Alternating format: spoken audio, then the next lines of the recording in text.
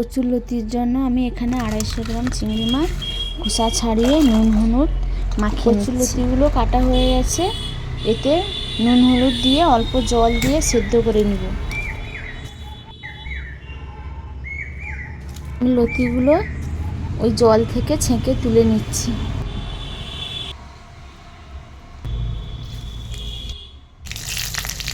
এখানে দিয়ে দিচ্ছি কালো জিরে, পেঁয়াজ, কাঁচা লঙ্কা।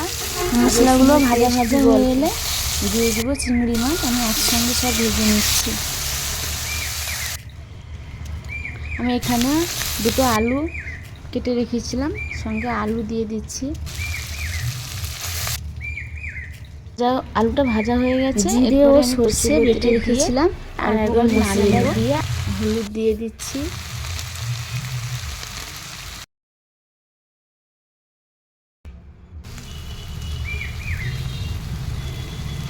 আর দিয়ে দিলাম বাটা মশলাটা। তরকারিটা আমি নামিয়ে নিচ্ছি। তো আজকের ভিডিওটি এই পর্যন্ত। তোমরা সবাই ভালো থেকো, সুস্থ থেকো। আমার রেসিপিটি কেমন হয়েছে কমেন্টে তোমরা অবশ্যই জানাবে। আর আমাকে এগিয়ে নেওয়ার জন্য চ্যানেলটি সাবস্ক্রাইব করে দিবে।